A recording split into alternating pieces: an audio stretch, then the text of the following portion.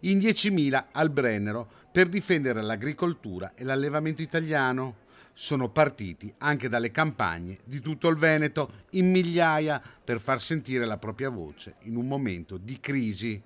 La guerra in Medio Oriente e le tensioni sullo stretto di Hormuz hanno ricadute gravi anche sulla nostra regione. Siamo qui anche per protestare contro l'aumento e il caro energetico che sta condizionando fortemente anche le nostre attività, aumento del gasolio, dei costi energetici, dei fertilizzanti.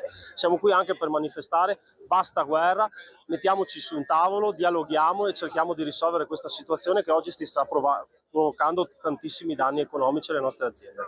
Le richieste degli agricoltori, però, sono anche per l'Europa, per combattere quel fenomeno paradossale dell'ultima trasformazione sostanziale che permette a prodotti stranieri di diventare made in Italy.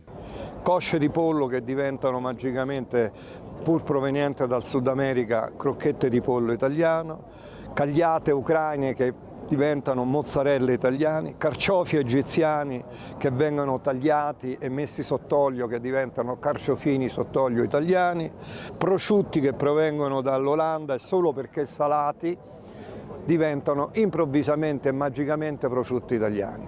Il tema della tracciabilità interessa i produttori, ma anche i consumatori che con queste regole non riescono a ricostruire la filiera dei prodotti che portano sulle loro tavole. 20 miliardi è il valore economico che viene sottratto al lavoro dei nostri agricoltori tramite l'ultima trasformazione consentita dal regolamento del codice doganale, un qualcosa che va combattuto con forza, almeno per quanto riguarda la filiera agroalimentare. Siamo riusciti a ottenere in Italia l'obbligo dell'origine su tante filiere agroalimentari, ma questo non vale quando noi esportiamo i nostri prodotti nel resto del mondo. È proprio quello che chiediamo alle istituzioni europee: maggiore trasparenza, obbligo dell'origine in tutti gli Stati membri, dando evidenza al singolo paese da dove proviene il prodotto agricolo.